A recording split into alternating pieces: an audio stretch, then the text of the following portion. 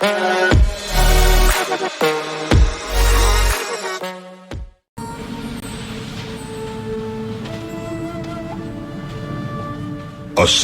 अलैकुम। वालेकुम अस्सलाम। सुल्तान के यहाँ क़याम का सुनकर मिलने चला आया आपसे। खुशी हुई। शर्फ तो मेरे लिए है सुल्तान। तशरीफ रखें।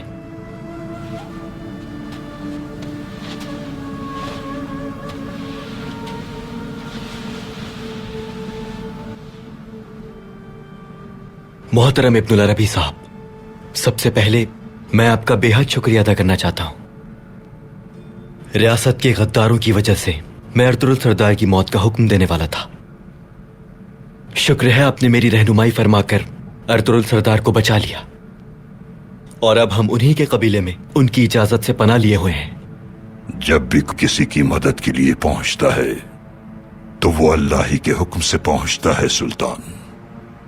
वही साहिब अजमत है और हर शय पर कुदरत रखता है। अगर मेरे वसीले से कुछ बेहतर हुआ है तो ये उसी की मेहरबानी है। बेशक हजरत।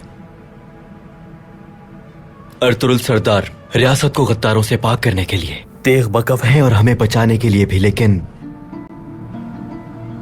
मैं सिर्फ और सिर्फ यहां इंतजार कर सकता हूं। मगर यहां गुजरता हर दिन मेरे दिल में तीर बनकर चुभता है, जैसे कि अपनी आंखों के सामने अपनी ही रियासत की बर्बादी देखना और कुछ ना कर पाना। सूरज के तुलू होने से पहले अंधेरा बहुत गहरा होता है। रियासत की बका के रास्ते में आने वाली हर मुश्किल पर हमें सब्र करना चाहिए सुल्तान। हर वो इंसान जो अल्लाह के दीन की सरबलंदी के लिए मुश्किलात का सामना करता है, वो हमेशा अल्लाह की रहमत से सरशार रहता है और कामयाबी उसके कदम चूमती है। बहुत जल्द अल्लाह का गज़ब जालिमों और गद्दारों को अपनी गिरफ्त में जकड़ लेगा। इंशाअल्लाह हम वो दिन जरूर